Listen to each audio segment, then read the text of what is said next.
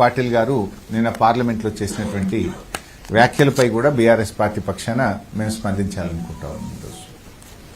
ముఖ్యంగా సిఆర్ పాటిల్ గారి వ్యాఖ్యలు ఎట్లా ఉన్నాయంటే, రేవంత్ రెడ్డి వ్యాఖ్యలు సిఆర్ పాటిల్ వ్యాఖ్యలు మధ్య తేడా లేదు.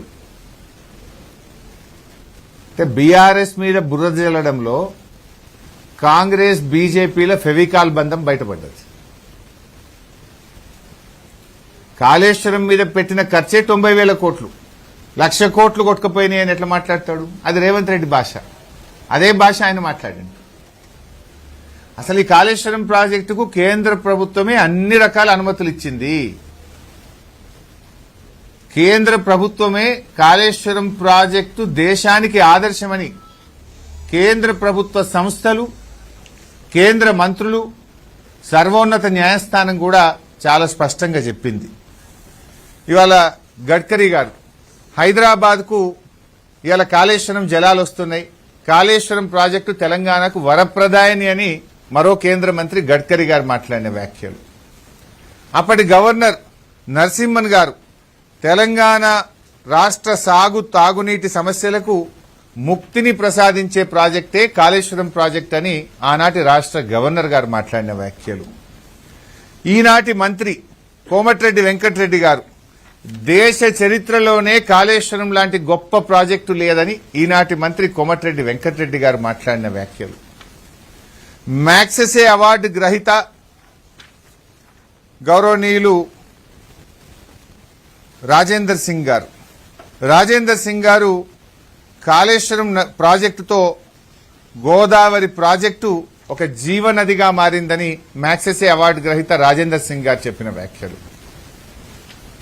అదేవిధంగా CWC chairman, central water commission chairman Masood Hussain గారు దేశములో ఎక్కడి లేని విధంగా కాళేశ్వరం పనులు జరుగుతూ ఉన్నాయి, ప్రాజెక్టు డిజైను, పనుల ప్రణాళికలు చాలా బాగున్నాయని ఆనాటి సిడబ్ల్యూసి చైర్మన్ మసూద్ హుసేన్ గారు ఈ ప్రాజెక్టుకి ఇచ్చిన కితాబ్.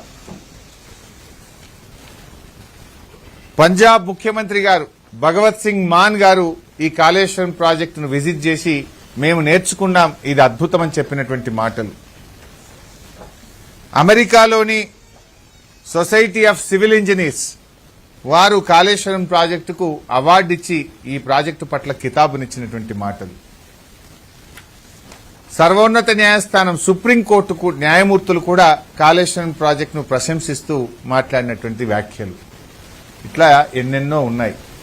అవి కాదు, నిన్నగాక మొన్న economic survey of India, Bharat సర్కార్, ఇది నాది కాదు, కేంద్ర ప్రభుత్వం, భారత్ సర్కార్, కేంద్ర ప్రభుత్వం ఇదే పార్లమెంట్ సమావేశాల్లో పార్లమెంట్లో టేబుల్ చేసిన ఎకనామిక్ సర్వే రిపోర్ట్ ఇది. ఈ రిపోర్ట్లో ఏం చెప్పారో కూడా నేను చదివి వినిపిస్తుంది. This is a full report. ఇందులో page number 231, in Telangana the cultivated area which stood at 1.31 crore acres in the year 2014, it increased to 2.20 crore acres by the year 2023 due to major flagship programs such as Kaleshwaram lift irrigation project. ఇది నేను చెప్పలే, కేంద్ర ప్రభుత్వం పార్లమెంట్లో పెట్టిన economic survey పుస్తకం. గడ్కరీ గారు చెప్పింది నిజమా? ఢిల్లీలో పార్లమెంట్లో ఎకనామిక్ సర్వే రిపోర్ట్లో చెప్పింది నిజమా? లేదు నిన్న రాజ్యసభలో నీళ్ల మంత్రి చెప్పింది నిజమా? ఎవరి మాట నిజం? మీరే కదా, అద్భుతం, కాళేశ్వరం వల్ల తెలంగాణలో సాగునీటి వసతి రెట్టింపైంది, తెలంగాణలో పంటల ఉత్పత్తి రెట్టింపైందని మీరే కదా చెప్పింది. ఇదొక్కటే, ఇదేమో ఢిల్లీలో పార్లమెంట్లో పెట్టింది, ఇదేమో రాష్ట్ర అసెంబ్లీలో నిన్న ఉత్తమ్ కుమార్ రెడ్డి గారు నిన్న అసెంబ్లీలో పెట్టిన పుస్తకం. ఇది నాది కాదు. ఉత్తమ్ కుమార్ రెడ్డి 2026-27 బడ్జెట్ బుక్లో నిన్న అసెంబ్లీలో పెట్టిన పుస్తకం. ఆయన గారు ఏం చెప్తారంటే, నిన్నేమంటాడు రేవంత్ రెడ్డి గాని సిఆర్ పాటిల్ 1,00,000 కోట్లు కొట్టుకపోయింది, ఖర్చు పెట్టింది 90,000 కోట్లు అయితే 1,00,000 కోట్లు కొట్టుకపోయింది అంటారు. మరి 1,00,000 కోట్లు కొట్టుకపోతే ఉత్తమ్ కుమార్ రెడ్డి గారు ఏమంటారు? ఇంట్లో 2024-25లో కాళేశ్వరం ప్రాజెక్టులో ఇప్పుడు బారుతున్న లక్షల ఎకరాలకు అదనంగా 24-25లో 3,000 ఎకరాలు కొత్తగా పారకం పెరిగింది. 25-26లో 5,000 ఎకరాలు కొత్త ఆయకట్టు సాగులోకి తెచ్చాము అని నీళ్ల మంత్రి ఉత్తమ్ కుమార్ రెడ్డి సభలో పెట్టిన నివేదిక. మరి 1,00,000 కోట్లు కొట్టకపోతే ఈ కొత్త పారకం ఎడికెళ్ళి వస్తుంది? ప్రాజెక్టే కొట్టుకపోయా, మరి కొత్త పారకం ఎడికెళ్ళి వచ్చింది? అంటే ఇదంతా కూడా బీఆర్ఎస్ మీద బురద రాజకీయం, బురద జల్లే రాజకీయం. ఇప్పుడు నిన్న మొన్న మనం భువనగిరి జిల్లాలో ఆలేరు ఎమ్మెల్యే గారు, భువనగిరి ఎమ్మెల్యే గారు పోయి కాలువలకు నీళ్లు, పంట పొలాలకు నీళ్లు వదులుతూ నెత్తి మీద నీళ్లు చల్లుకుంటున్నారు కదా. మరి అవి నీళ్లు కాళేశ్వరం నీళ్లు కావా? నిన్న కాక మొన్న ముఖ్యమంత్రి గారు పోయి గంధమల్ల ప్రాజెక్టుకు కొబ్బరికాయ కొట్టిండు. గంధమల్ల ఏంటిది? Is it not extension of Kaleshwaram? గంధమల్లకి ఎక్కడి నుంచి పోతాయి నీళ్లు? మిడ్మానేర్ నుంచి అనంతగిరి, అనంతగిరి నుంచి రంగనాయక్ సాగర్, రంగనాయక్ సాగర్ నుంచి మల్లన్న సాగర్, మల్లన్న సాగర్ నుంచి కొండపోచమ్మ సాగర్, కొండపోచమ్మ సాగర్ నుంచి గంధమల్ల బౌల్. ఇవన్నీ కాళేశ్వరం కాకపోతే ఏంది? Is it not Kaleshwaram? ఇవన్నీ లేకపోతే గంధమల్లకు నీళ్ళు వస్తాయా? ఇవన్నీ కాళేశ్వరంలో నిర్మించినాయే కదా. అంటే కాళేశ్వరం ఇంటాక్ట్ ఉంది కనుక, నీళ్లు పారుతున్నాయి కనుక నువ్వు గంధమల్లకు పోయి కొబ్బరికాయ కొట్టినావు నల్లగొండల. నిన్నగాక మొన్న ముఖ్యమంత్రి గారు హైదరాబాద్కు 20 టీఎంసీల నీళ్లు తెస్తున్నా, మూసీలో గోదావరి నీళ్లు పోస్తున్నాను, అవి కాళేశ్వరం నీళ్లు కావా? 8,000 కోట్ల రూపాయలతో ఇప్పుడు పనులు జరుగుతున్నాయి కదా. 1,00,000 కోట్ల కాళేశ్వరం కొట్టకపోతే 8,000 కోట్లతోని నువ్వు నీళ్లకు కాలువలు ఎందుకు తవ్వుతున్నావు? నీళ్లే లేకపోతే, కొట్టుకునే పోతే 8,000 కోట్లతోని మల్లన్న సాగర్ నుంచి హైదరాబాద్ కు కాలువ పనులు ఇప్పుడు ఎందుకు జరుగుతున్నాయి? అది నీ ప్రాజెక్టే లేకపోతే 8,000 కోట్లు ఎవడన్నా మెదడున్నోడు ఖర్చు పెడతాడా? పనులు చేస్తాడా? అంటే కాళేశ్వరం ఈజ్ ఇంటాక్ట్. కాళేశ్వరంలో నీళ్లున్నాయి. మల్లన్న సాగర్ లో ఈ నిమిషానికి 25 టీఎంసీల నీళ్లున్నాయి. అందుకే ఆ నీళ్లను హైదరాబాద్ కు తెస్తా అంటున్నావు. అంటే కాళేశ్వరం ఈజ్ ఇంటాక్ట్. ఇలా అంటే ఈ వాస్తవాలను మరుగున పరిచే ప్రయత్నం చేస్తున్నారు. నేను సిఆర్ పాటిల్ గారు కోరుతా ఉన్నా, రండి ఒక్కసారి తెలంగాణకు పోదాం, యాదాద్రి జిల్లాలో పోయి అడుగుదాం, గతంలో నీళ్లు బారినాయా, ఈ నీళ్లు కాళేశ్వరం నీళ్ళా కావా? యాదాద్రి జిల్లాలో భువనగిరి ఆలేరు ప్రజలను అడుగుదాం. పోదాం జగిత్యాల జిల్లాకు పోయి చొప్పదండి, జగిత్యాల, మెట్టుపల్లి ఆ జిల్లా ప్రజల్ని అడుగుదాం, రైతులను అడుగుదాం. పోదాం కరీంనగర్ జిల్లా, కరీంనగర్, మానకొండూరు, హుస్నాబాద్ రైతులను అడుగుదాం. రండి సిద్దిపేటలో, సిద్దిపేట, దుబ్బాక, గజ్వేలు, మెదక్ జిల్లాలోని మెదకు, నర్సాపూరు ప్రజల్ని అడుగుదాం, రైతులను అడుగుదాం.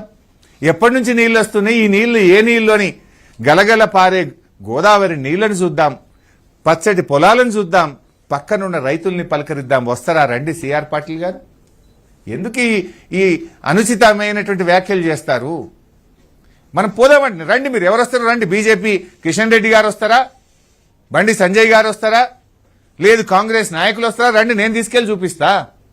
నా నియోజకవర్గంలో ఇప్పుడు ఈ యాసంగిలో 80,000 ఎకరాలు పండుతుంది. 80,000 ఎకరాలు ఒక సిద్దిపేట కాన్స్టిట్యున్సీలో పండుతుందంటే అవి కాళేశ్వరం నీళ్లు కావా? పక్కన మానకొండూరులో బంట లేదా కాళేశ్వరం నీళ్లతో? హుస్నాబాద్ లో బంట లేదా? దుబ్బాకలో బంట లేదా? మెదక్లో బంట లేదా? నర్సాపూర్లో బంట లేదా? చొప్పదండ్ల బంట లేదా? పోదాంపై ఏ కాన్స్టిట్యున్సీకి పోదాము? ప్రజల్ని అడుగుదాం, రైతులను అడుగుదాం. కాళేశ్వరం కట్టకముందు నీళ్లు వచ్చినాయా? కాళేశ్వరం కట్టినాక నీళ్లు వచ్చినాయా? పారే నీళ్లను చూద్దాం, పండే పంటలు చూద్దాం, అక్కడున్న రైతులను పలకరిద్దాం. ఏడికి పోదామో చెప్పండి. ఇవన్నీ రాజకీయ ప్రేరేపితమైన వ్యాఖ్యలే తప్ప నిజాయితీ లేదు. మరి 1,00,000 కోట్లు కొట్టకపోతే ఉత్తమ్ కుమార్ రెడ్డి గారు ఈ బడ్జెట్ లో మేము కొత్తగా 8,000 ఎకరాలకు ఈ సంవత్సరం కాళేశ్వరం కింద నీళ్లు ఇచ్చినామని ఎట్లా చెప్తాడు? ఇలా క్లియర్ గా రాసింది కదా కాళేశ్వరం ప్రాజెక్టు. ఎట్లొచ్చినాయి నీళ్లు మరి కాళేశ్వరం కూలిపోతే? ఈ కొత్త ఆయకట్టు యాడికెళ్ళి వచ్చింది? మరి ఎకనామిక్ సర్వే రిపోర్టు ఇది కేంద్ర ప్రభుత్వమే పార్లమెంట్ లో పెట్టింది కదా. కాళేశ్వరం తెలంగాణ స్వరూపం మార్చింది, తెలంగాణ ఆయకట్టు పెంచింది, తెలంగాణకు ఒక పంటల మాగానిగా మార్చిందని ఎట్లా చెప్తుంది? ఇది ఢిల్లీ పార్లమెంట్ లో పెట్టిన రిపోర్టే కదా, కేంద్రం చెప్పిన రిపోర్టే కదా. అంటే ఇవన్నీ కూడా కేవలం ఒక బురద రాజకీయం. నిజంగా చెప్పాలంటే ఒక ఉత్తమ్ కుమార్ రెడ్డికి నేను ఒక 20 ఉత్తరాలు రాసిన ఇప్పటికీ. ఒక 50 కోట్లు ఇస్తే 2 లక్షల ఎకరాల ఆయకట్టు వస్తుంది కాళేశ్వరంలో. ఒక్క సంవత్సరంలో 2 లక్షల ఎకరాల ఆయకట్టు వస్తుంది. ఒక 50 కోట్లు ఇవ్వండి అంటే పగబట్టిండ్రు కాళేశ్వరం మీద, ఉత్తర తెలంగాణ మీద పగబట్టిండ్రు. ఇలా కరీంనగర్కో, నల్లగొండకో, యాదాద్రికో, సిద్దిపేటకో, మెదక్కో ఒక్క 50 కోట్లు ఇస్తే పిల్ల కాలువలు, పంట కాలువలు దవ్వుతే 2 లక్షల ఎకరాలకు నీళ్లు ఇచ్చే అవకాశం ఉంది. కానీ ఇంతకాలం మేము బురద జల్లినాం, ఇంతకాలం కాళేశ్వరం కూలిపోయిందన్నాం, ఈ 50 కోట్లు ఇస్తే 2 లక్షల ఎకరాల ఆయకట్టు వచ్చిందనుకో, మేం చెప్పింది తప్పైతుందని, తప్పుల పడతామని పగబట్టినట్టు చేసి రైతులకు శిక్ష వేస్తున్నారు. నేను ఒకటే అంటున్నా, మీకు మా మీద పగ ఉంటేనో, కోపం ఉంటేనో, ద్వేషం ఉంటేనో మాకు శిక్ష వేయండి, రైతులకు శిక్ష వేయకండి. ఆ కాలువలకు నీళ్లు విడుదల చేయండి, నిధులు విడుదల చేయండి, కాలువలు దవ్వండి, కొత్త ఆయకట్టుకు నీరు ఇవ్వండి. Thank you. నేను లంచ్ లో మీతో చిట్చాట్ చేస్తా, ఆ ఇష్యూ మీద మీతో మాట్లాడతా. ఇప్పుడు నా ఇష్యూస్ డైల్యూట్ అయితే ఐ హ్యావ్ ఆల్ ఇన్పుట్స్. 2 ప్రధానమైన అంశాల మీద మాట్లాడినా మళ్ళీ చిట్చాట్ ఉంది.